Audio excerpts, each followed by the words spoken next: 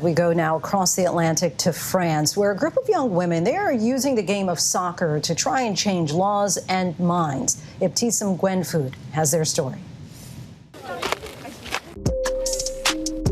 Awa and her teammates are taking the field with a game plan. We are strong together and we will fight until the end. We will fight until every woman can play the sport that she wants to play, how she wants to play it. For the past year, Awa's team, the hijabers, has been fighting to play in official matches without having to remove their hijabs. And while FIFA, soccer's world governing body, has allowed the Muslim veil on the pitch since 2014, the French Football Federation bans it. But a group of French women is working to change that, campaigning to open the beautiful game to all women, regardless of attire. Playing soccer as a team, it's a moment of union, of gathering together. But these women have to meet in small suburban soccer fields like this one. Awa is only 19, and sports is in her blood. We won the first place. We were very proud of us, and it was a great time. And she says playing soccer with her hair covered has also made her an activist. I think that we should express more ourselves. We should raise our voice and tell what we don't like, what we don't appreciate. Tell that it's all right to play with our hijab. In fact, all the way to the Olympics, female athletes are discarding dress codes. These women, including Awa and her teammates, using sports as a way to challenge patriarchal norms. Nowadays, women are visible. We are not like the kind of hijabi they think we are, like the struggle in the house, who do housework, who don't have a life, you know. And when they see a young woman wearing it, doing sports, educated, they don't want to say that because it's in contradiction with the vision that they have of the hijab. Through matches, sit-ins, and social media, they try to publicize the practice of their sport freely. Yet France, citing safety concerns and secularism, are known in French as laïcité, is the only European country to ban religious signs on the field. In a statement, the French Football Federation saying it promotes and defends the values of secularism, living together, neutrality, and the fight against all forms of discrimination.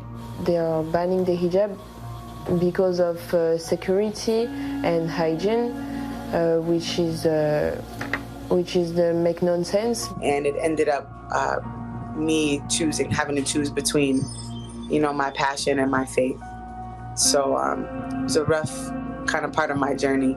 Bilkis Abdul-Qadir is an American basketball player who has experienced exclusion. When faced with a choice between her faith and sports, she put an end to her basketball career to advocate for those dreaming of careers in sports.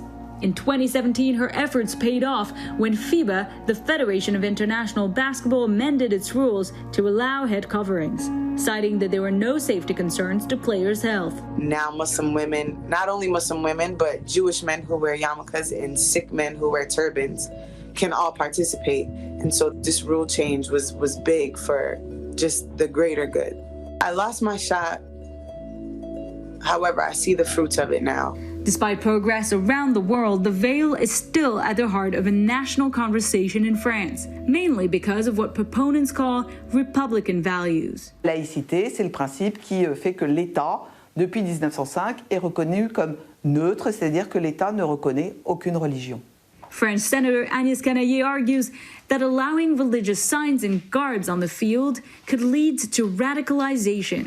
Nous, notre volonté en France, c'est de fixer des limites suffisamment claires pour permettre l'exercice de ses convictions religieuses, de sa religion, dans la sphère privée, dans le cadre des enceintes religieuses, des lieux cultuels qui existent, qu'ils soient musulmans, qu'ils soient catholiques ou autres, mais de faire en sorte de ne pas avoir la possibilité de laisser s'épanouir des idées radicales qui se basent sur la religion et qui prônent l'atteinte aux institutions et qui prônent la fracture de la société française.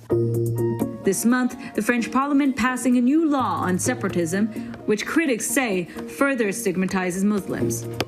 For Rimsara Alwan, a lawyer and a researcher on religious freedom, the laws restricting access to hijabis are rooted in racism. There was a time when the French had unveiling ceremony, and you had a bunch of French women surrounding a Muslim woman wearing a headscarf, celebrating the fact that she would remove her headscarf, usually by force, obviously, and to say, now you're welcome in our society. Athletes are not the only ones banned from wearing religious garbs. French state workers and students also falling under the ban. But proponents of the ban say the laws don't go far enough in restricting religious expression. Non, nous pensons que ça n'interdit pas l'expression de la religion ni d'avoir des convictions religieuses, dès lors que ces convictions religieuses, elles restent dans la sphère privée.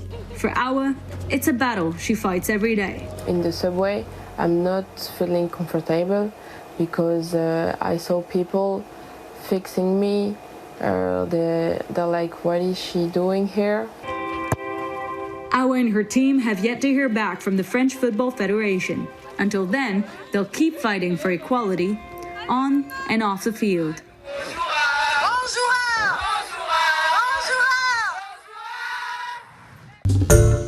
Hi everyone, George Stephanopoulos here. Thanks for checking out the ABC News YouTube channel. If you'd like to get more videos, show highlights, and watch live event coverage, click on the right over here to subscribe to our channel, and don't forget to download the ABC News app for breaking news alerts. Thanks for watching.